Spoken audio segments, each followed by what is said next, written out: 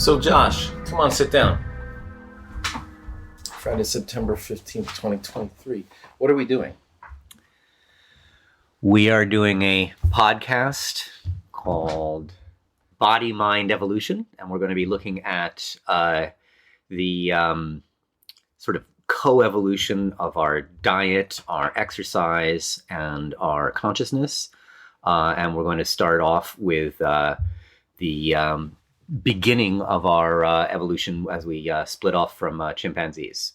So my name is Dr. Josh Stout. I'm a teacher of human evolution and Darwinian medicine and human physiology at Fairleigh Dickinson University.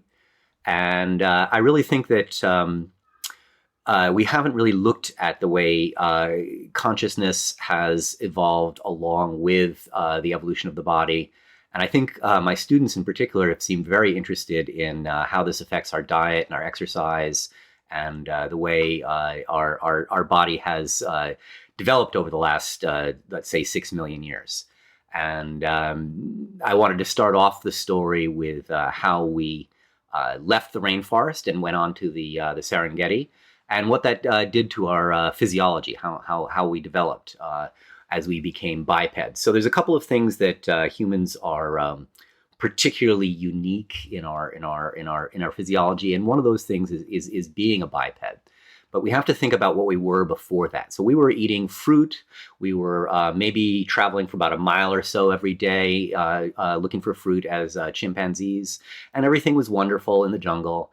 And then about 6 million years ago, there was a tremendous increase in volcanic activity, and the African continent started to rip apart, causing huge upthrust of mountains, which caused a rain shadow, and the jungle that we lived in started to turn into a grassland. And so suddenly we were thrown from being sort of happy-go-lucky chimpanzees, if you could see it that way, into a group of primates that had to really work hard to get our food. We had to walk long distances, or at first it would have been some sort of maybe all fours or knuckle walking. How quickly did this transition take place? As far as the fossil record is concerned, basically instantaneously. So first there were chimpanzees, and then there was a collection of things that could basically walk on two legs that were like chimpanzees. Chimpanzee body walking on two legs. This couldn't have happened in thousands of years. Well, it's very unclear when the exact moment would have been. There was everything from could have started 12 million years ago. The consensus is around 6 million years ago. And we start seeing the first, really convincing there are ancestors in our line around 4 million years ago. Mm-hmm. So there's a 2 million year wide question mark where a bunch of different strategies are being tried. So some animals, some early hominins are going to be walking on the tops of their feet. Others have really long toes, so they can climb trees well, but they can't really run because they can't bend their toes. There's a lot of different things that are happening. And this is all happening in reaction to the changing of the land. So now the whole point is that our food is now really spread out. We can't just go from fruit tree to fruit tree. Climbing is still important because as apes out on the Serengeti, we are slower than everything else out there, and everything can eat us. So climbing trees is really, really important. We spend a lot of time, probably every night, we're sleeping in the trees. We get up in the morning, and then we have to walk a long distance. And walking became sort of central to what made us us. Over the next couple of million years. Here we go. Okay. So we evolved to this sort of continuous movement every day, 4 or 5 miles a day of walking, as opposed to less than a mile that the chimpanzees would have been doing.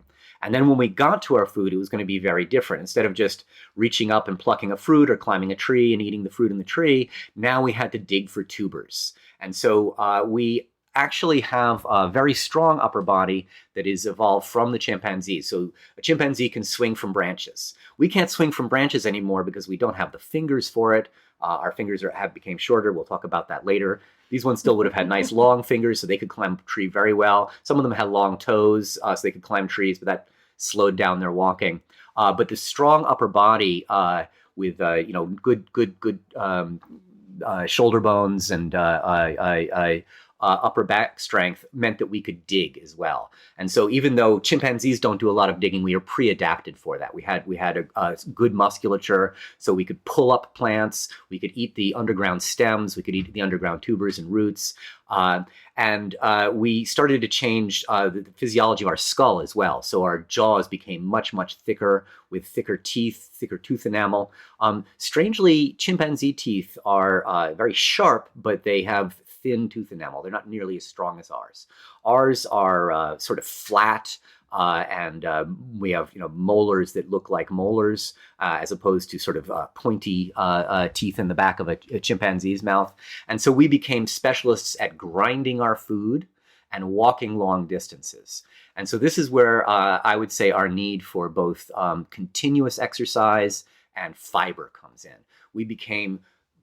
We spent most of our days either chewing fiber or walking, and our jaws became tremendously thick. Some of these groups were called Nutcracker Man.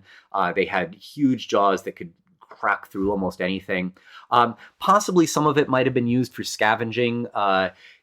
Anything that would have provided a source of calories would have been useful. So there might have been some dried meats, but there's not a lot of assumption that we were doing any large amounts of hunting at this time.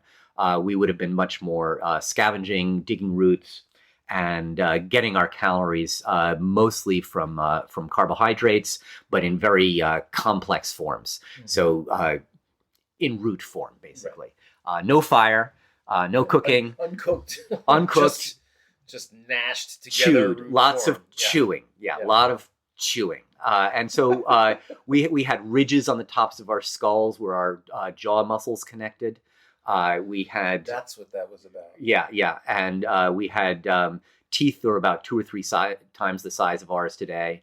But the interesting thing is, that thick tooth enamel, we actually still have inherited. So we very much have kept that general physiology for chewing as much as we have for walking long distances. Now, obviously, humans aren't the only thing that can chew, but we are definitely the only thing that can walk like bipeds the way we do.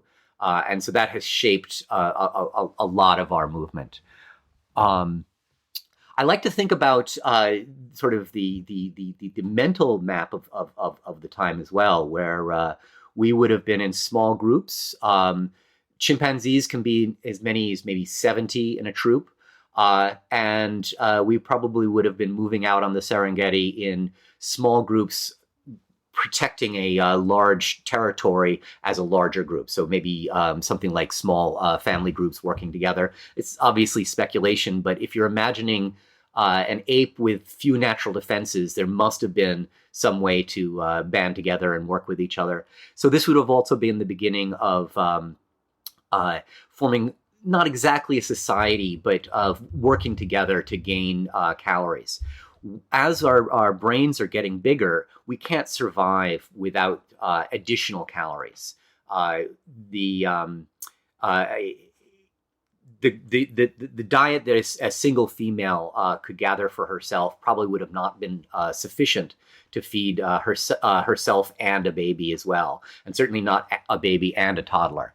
So there would have had to have been groups working together to do some limited scavenging and digging of tubers and traveling under those conditions, usually for hours a day. And we became specialists at not using a lot of calories, which is part of the problem today. So we get so fat so easily because we have such highly attuned insulin systems that turns every calorie we get, if we possibly can, into stored fat, so we can get through these hard times where we've been stuck out on the grasslands. And so we became specialists at not speed, but endurance. And so we can walk further than a chimpanzee, but we can't outrun one. We can dig for longer than a chimpanzee, but we'd lose in an arm wrestling contest. So we lost strength and gained tremendous amounts of endurance and a whole physiology that's dedicated to storing calories.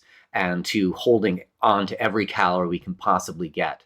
And a physiology that essentially forces us to go out and get extra just so we can make it through the hard times that are coming. And it's actually interesting. There are parts of Africa where they've taken a series of sort of the average subsistence farmers' weights over the course of the year, and you can see during the rainy season when crops are abundant, they'll gain a couple of kilos and then lose them again during the dry season. So we really were adapted for this kind of eating everything you possibly can when you can, and then just suffering and looking for more food while you can't find it. And so we would just walk and walk and walk till we found food, dig as much food as we could, and then just eat and eat and eat and eat until there was no food left, and then walk to the next place. And so this is, in many ways, sort of governed our attitude. We like to eat with other people. It makes us feel safer because we're in a group. We're much less likely to have a saber-toothed tiger come up behind you and eat you.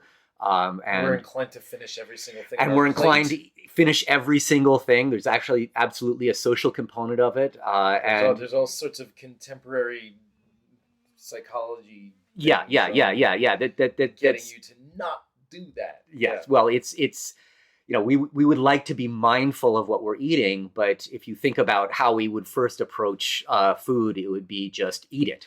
If you find it, eat it. It doesn't matter what it is. Eat it now quickly and move on, because there might be something else looking for that food, not least another one of our own species, right? So we would have been territorial. We know chimpanzee has war, so there would have been competition with other groups, and there would have been a lot of possible strife if they found you with a high resource food item. So you would eat it as quickly as possible and move on. And that was very much our life. We would not have had any kind of permanent settlements, but we would have had a territory that we were roaming very long distances to guard the entire territory.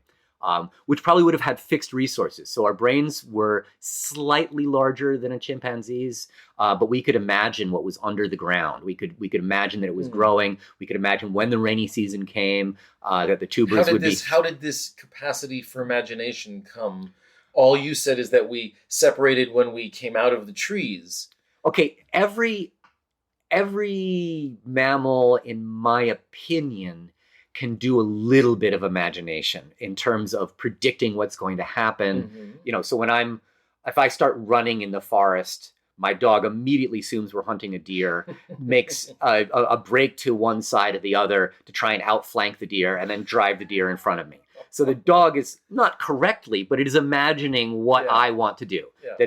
Imagining the next move is to me catch a deer. So the chimpanzees just weren't imagining about tubers underground. They weren't thinking about that. What a chimpanzee brain was very good at doing was finding where the next fruit tree was going to be ripe at the right time.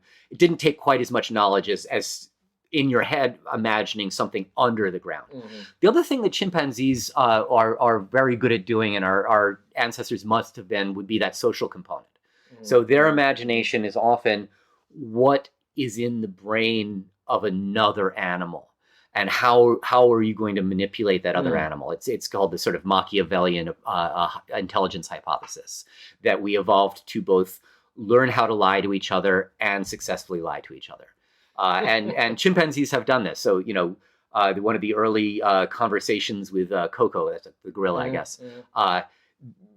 Coco pooed inside her trailer, and then when the handler came up to Coco and said, "Why is there poo in the trailer?" Coco said, "This homeless guy came in and he pooed in the trailer."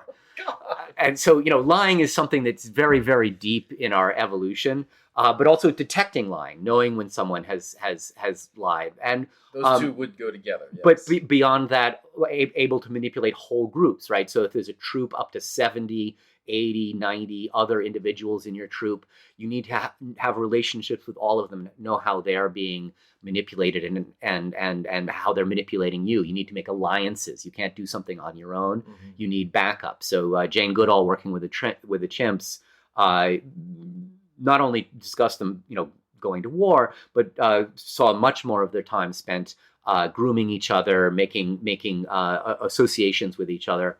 Now, we don't know when language started. We don't imagine it was particularly advanced at this point. It would have been probably similar to what you would have seen in chimpanzees, so gestural, maybe a few vocalizations.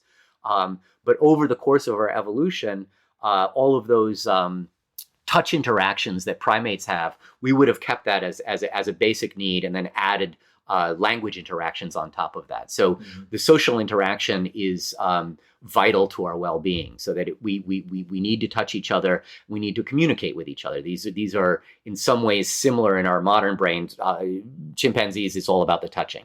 So if a chimpanzee is sad, it will turn its back so that you can scratch its back. And humans need that same kind of interaction, and it's something that I really feel we are having problems with in our society. The lack of touching and interaction. Yes, the epidemic of loneliness is, and particularly among men and older men, this is happening, and it's very difficult because obviously a guy can't just go out and touch people. He will definitely get in trouble. Wouldn't work. It wouldn't work. It would be a bad idea. Yeah. But we need this as a species, and we can make do with conversation a little bit, right? Just having a conversation with someone fulfills a lot of those needs. But the touch is also a sort of underlying physiological need that it releases oxytocin and hormones that help relax us, and our stress hormones go down, so the corticosteroids are lowered in response to touch. And so without these things, we have more stress, and these are part of our physiological evolution, but also of our conscious evolution, right? Consciousness is not just evolved about how to play chess or something like that. Consciousness is the entire suite of interactions that we have with ourselves and the world around us, and we tend not to think of the consciousness, particularly of other animals. We tend to think of ourselves as the only conscious creature. But just as I was saying that Coco figured out a way to lie, I was lied to yesterday by a blue jay. The blue jay was sitting in a tree and wanted me to come out where it could see me better. I was sort of sitting on a porch behind a couple of bushes, and the blue jay wanted me to come out and stand in the open. So it went to a tree that I couldn't see just around the corner, started imitating a hawk, and it combined a couple of hawks. It sort of was a red-shouldered hawk plus an osprey, so it sounded like a hawk, but not one I knew, sort of doing a care, care, care, care, care, care, and then sort of a hawk call and combining a couple of calls, and then switching into blue jay angry at a hawk call, so they're going ack, ack, ack, ack, ack at the hawk. So it was doing both sides of the fight. It was doing the hawk, and it was doing the blue jay mad at the hawk. For you. For me. So that I then stood up, walked around the corner to see what this hawk was doing in the tree, out flew the blue jay, flew directly at me, looked me in the face 10 feet over my head, and went and flew into the woods. Now, if I hadn't been paying attention, this wouldn't have worked, right? So if I'm not listening for what blue jays say, they can't lie to me. But as soon as I start thinking about the world of animal communication, they're communicating all the time. Just like, your dog, your cat might be communicating with you. The rest of the world is. So I don't think communication at its sort of basic level is something brand new to humans. I think very few of our behaviors are unique to us, but we've taken many of them up to a much higher level. So obviously our linguistic ability far surpasses that of my dog or, your cat or something. And it's somewhat the same, strangely, with bipedalism. Bipedalism is a way of getting from place to place. And we generally think of ourselves as so much physically weaker than all the other animals. And it's true, but there's nothing that can come anywhere close to us. So, for example, there's a... you mean in terms of endurance, movement. Just sheer getting from one place to another. So there's a race in Australia that pits humans against horses over something like 40 miles. Maybe it's 120 miles. It's really far. Yes. And humans often win. You mean one human against one human riding a horse? Yes. And humans often, on their own, not on a horse, will win this race. Because our endurance it even surpasses that of wolves. Now, a wolf can obviously outrun you, but talking about just jogging for days Not that I would want to do it, but there are humans out Mhm. there that can do it even beyond what a wolf would be able to do. So you're saying we're built to survive. We are built to survive and exercise in a way that maximizes our ability to travel on the fewest possible calories. So we need exercise, but we don't burn calories very quickly. We need calories and we store them really well. So everything is stacked against us in terms of how much exercise we need. We're built for a consistent but not very fast movement. Yeah, in many ways, I think of us as sort of chimpanzees' poor relations. Chimpanzees, I was mentioning, have a pretty easy life, but during the dry season, chimpanzees are going to have to walk further. They're going to have to start seeking out new forms of calories. They might even start hunting a little bit. You know, they'll take a stick and jab it into a tree hole to see if there's anything in the hole, and then pull out the piece of meat and share it that way. You know, they talk about prostitution as the oldest profession, but you can see it way back in the chimps. The only time a female is likely to ever get meat is from a male in exchange for a mating opportunity. So the males almost never share the meat, but they will in a very sort of barter kind of relationship. And so this is also built very deeply into our consciousness. And so why would the female be willing to do this? Is she needs a supply of extra calories to help a developing fetus or an infant. And chimpanzees will also build relationships like this. So there'll be an alliance between males and females in exchange for future mating possibilities, even if they're not.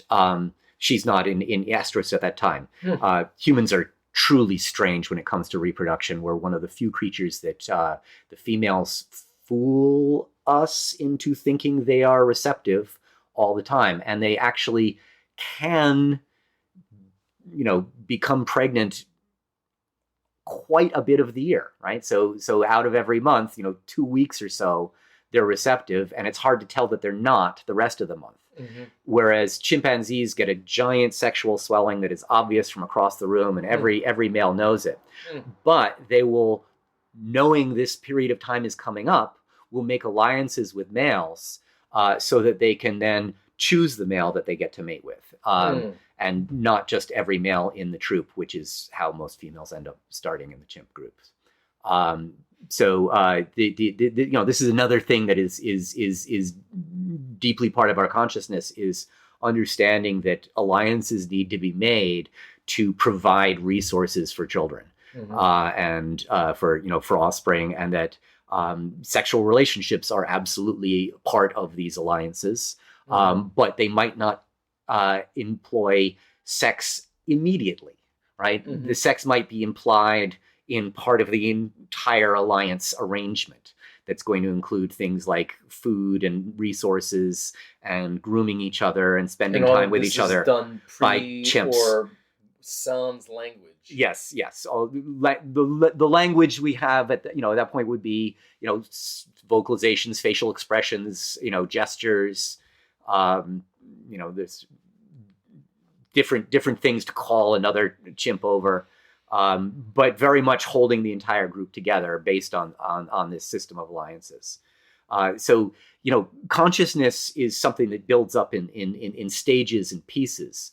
So we don't know what the first hominins out on the Serengeti would have had as a consciousness, but we can assume that they had everything that the chimpanzees had, maybe plus a little bit extra because their brains got slightly bigger. And they would have had to do a few more things. They probably had to have a larger territory. That might have meant a larger group protecting that territory. They probably, they undoubtedly would have had to have a larger mental map of their resources just to know where things are going to be at the right times. They have to have a good sense of the seasons, right? They have to know what's going during the rainy season, what's going to happen in the dry season. These are very, very different times in Africa, and if you're in the wrong place, you're not going to survive. So you have to be in the right place at the right time. It's not just the places. So all of these things are part of a developing mental map, development of consciousness, understanding what's happening in other people's brains, understanding how it's like what happens in your brain. So how do I lie to this person? How do I manipulate them? That's some advanced imagination. Imagining what's happening in someone else's brain. But it's what, the blue jay was doing, imagining what's in my brain. It was it could have been wrong. If I wasn't paying any attention, it would have just been making calls off into the trees and just a bird. But because I was listening, it imagined I was listening, and it happened to be right.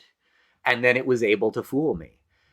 So there's, when I was traveling in Java, there was a troop of macaques in the rainforest, and we were walking along in the rainforest, and they tried to get me to give them my garbage. So we'd had a little picnic, and there was a bag of food, and the macaques wanted the garbage. So they start off with a mother holding her little baby, and she's showing me the little baby trying to get the food from me by manipulating me. And she absolutely had a model in her brain of I would give her food because she had a little baby. And, I'm like, get away from me, you parasite. And, keep walking on. And the next, it was like, the three trolls or the three Billy Goats Gruff kind of thing. So the next one that comes is a full-grown dominant male macaque with really large fangs, which he shows to me. Yeah, they can be intimidating. And big muscles, which he's flexing. And I'm like, let's go. And I get ready to kick him if he comes at me. There was no rock available? That's later in the story. Okay. But yeah, he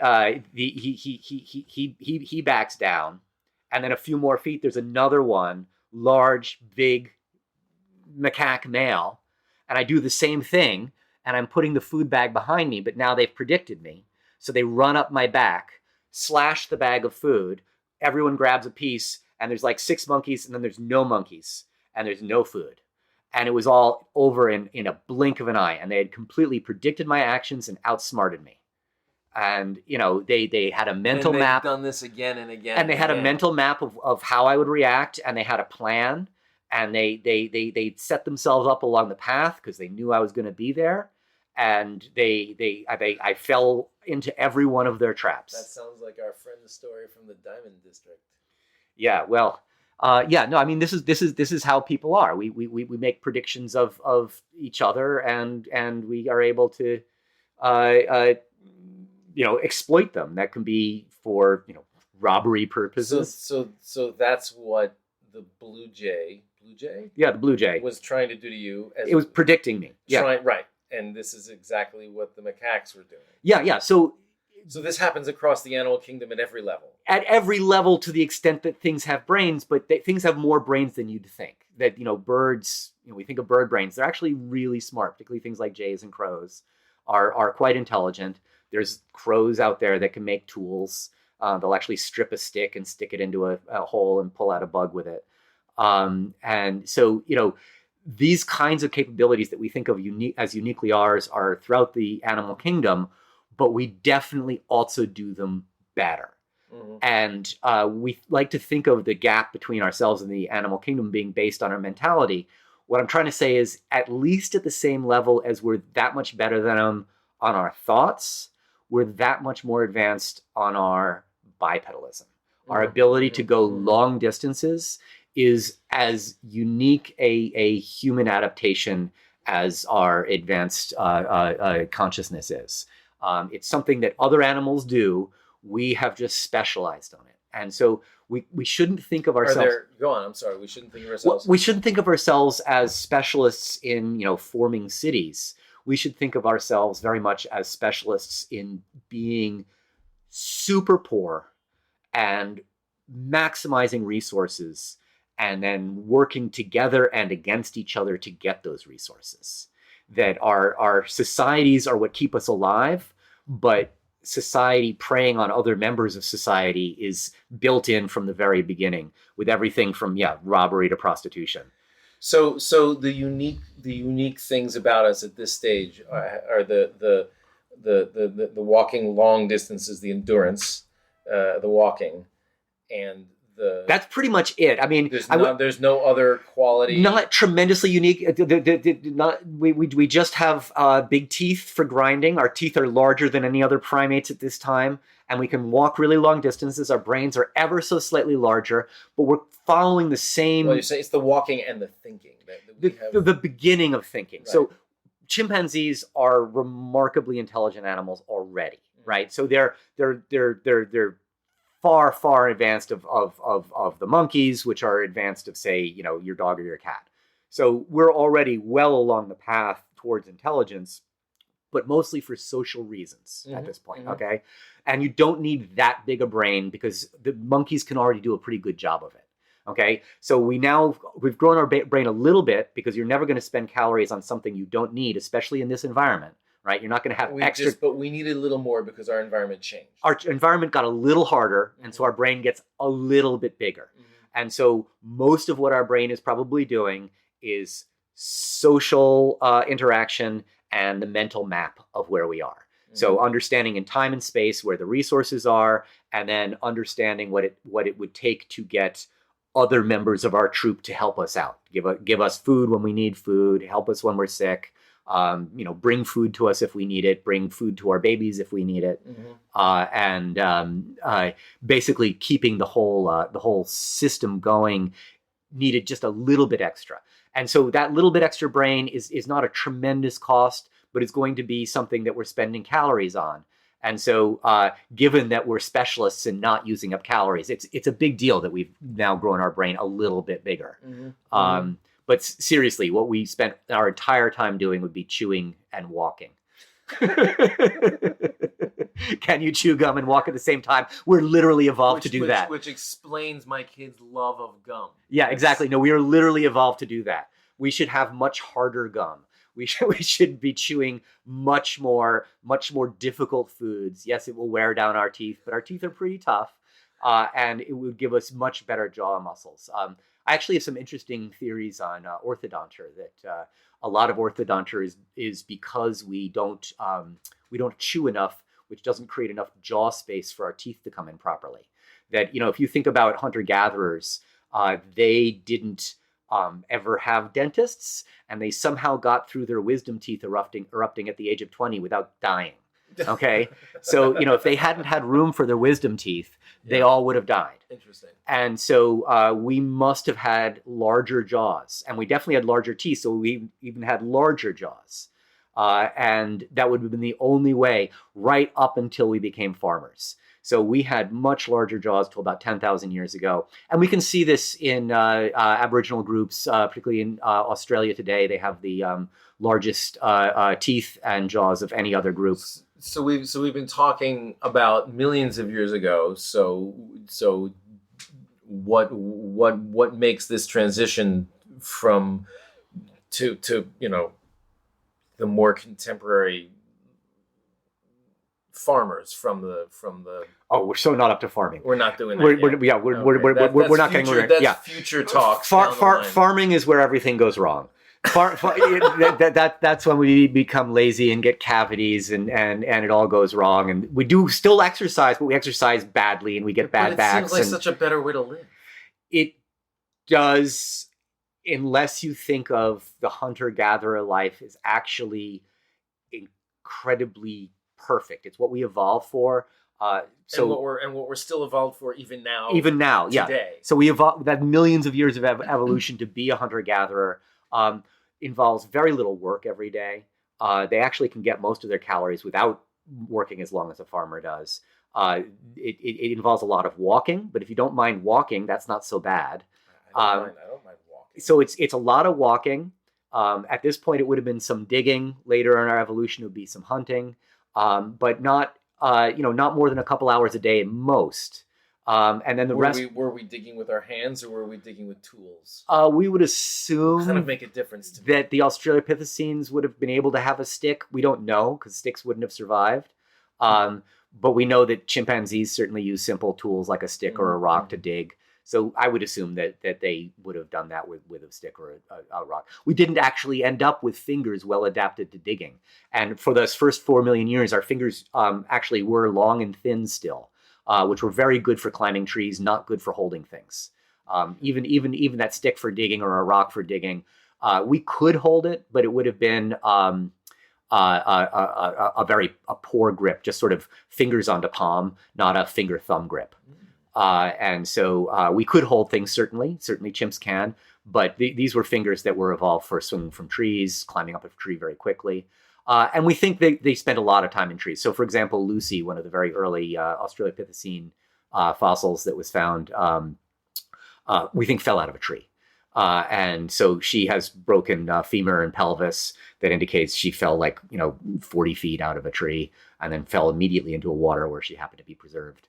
And, that's how we have her fossil.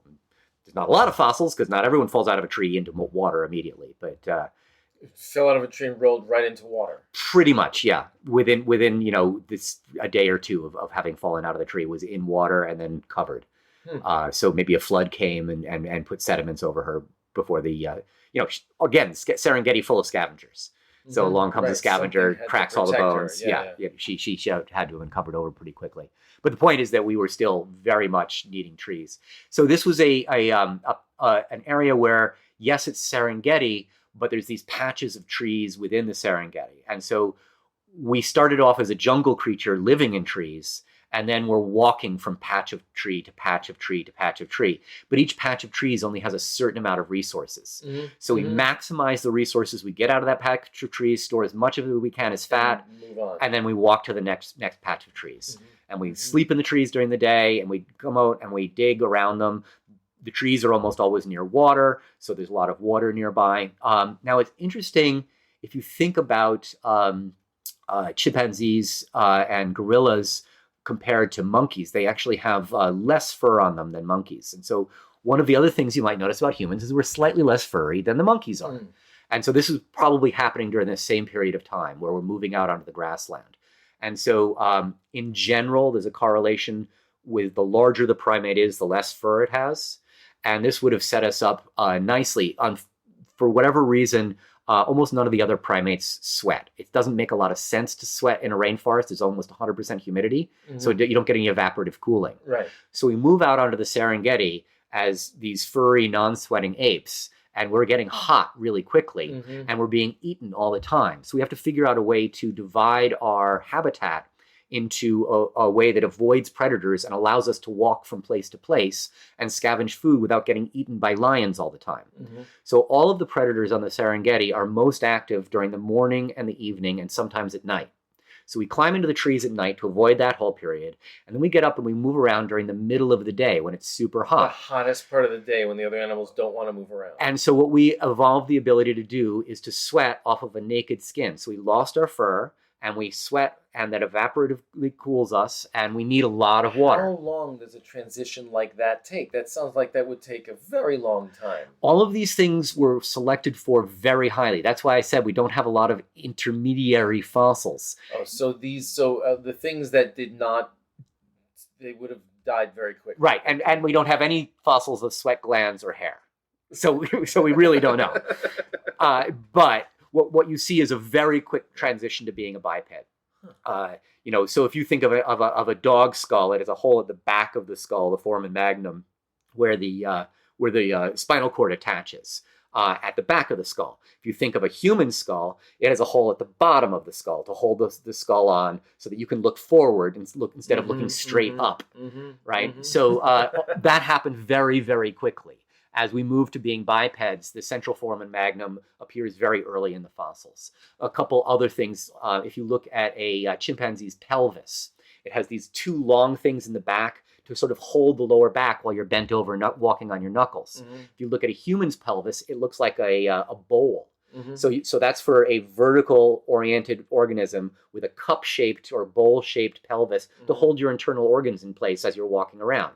That also occurs fairly quickly. So these adaptations where you couldn't survive without it happen very quickly. Quickly could easily be 500,000 years or 1 million years, and we don't have any fossils from that intermediary one. We have a lot of fossils that are partway there. An evolutionary quick movement is something that could take between 500,000. Well, this was a brand new ecosystem. This was as large an adaptation as birds getting wings, right? So a African ape moving onto a grassland. Apes have never been on a grassland before. We're the first ones to figure it out. It was by necessity. Our jungle dried out. And it's a whole new ecosystem niche that we can now exploit. And so it's you get what's called radiation and speciation into all the different possible habitats. So some of these are better walkers than others. Some of them have longer legs, some of them have shorter legs. Some of them have stronger bones. They maybe did more digging. Others have even larger jaws. They all have large jaws, but some of them have really, really large jaws, and they could have been chewing ones that the other, more gracile Australopithecines would not have been able to chew. So the groups are radiating into many different species. So it's not a straight sort of line between chimpanzees and us, but it's a very bushy family tree. Yeah. And nonetheless, all of them had the ability to adapt, or they would have just died. Well, yeah, I mean, everything is always adapted to whatever it happens to be in. It's just that this is a very new environment, and so the adaptations are happening very rapidly at this point. And with great variety. Yeah, and it turns out there's also a lot of just it doesn't always have to be evolutionary adaptation. Now, that's what we're talking about, but the body can adapt to a new environment on its own. So there's there is a practice in Japan where they force macaques to walk on two legs and act in plays as a samurai monkey. That doesn't sound right. And they force / encourage them to walk up to 2 kilometers a day, like holding their hands as they walk along up and down the street. And these macaques actually developed many of the adaptations you would expect in a biped because they're forced to become bipeds. They developed them in an individual? In an individual. So obviously you don't see the skeletal adaptations that you would expect to see in a biped in terms of the way the hip sockets are going to be going in. You wouldn't see an evolutionary change in an individual. Or the way, when we walk, our knees are directly under us. They're not on either side. When a chimpanzee walks, its knees are under its hips. And so it tends to go from side to side, whereas humans can walk straight forward. These macaques don't get knees directly under them because that's just a thing they don't have. They haven't evolved that far.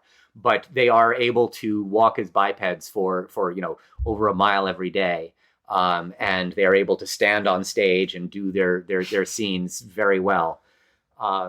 So, yeah, you could imagine that a chimpanzee can take a couple of steps as a biped. They're not very good at it. What kind of adaptation would that give you right away? You're in a grassland. You need to get to the next patch. Simply standing on 2 legs gets you above the grass, right? So now you can see if there's anything else out there, and you can see where the next tree is. And so then you go back down to all fours, but now you're lost. So you spend more and more time being upright. Now, I'm not saying that this is Lamarckian evolution where one chimpanzee passed down acquired characteristics to the next generation, but that there is an advantage right away to having some of these pre-adaptations. And the ones that can't do that instantly have a disadvantage. Right. And so it was selected for very, very quickly. And so you see adaptations going in a bunch of different directions, but all of them allowing for these longer distances. Yeah, so I want to continue on with these discussions and sort of move us through evolution until we get to talking about the evolutionary history in relation to our modern existence. But we haven't even gotten big brains yet.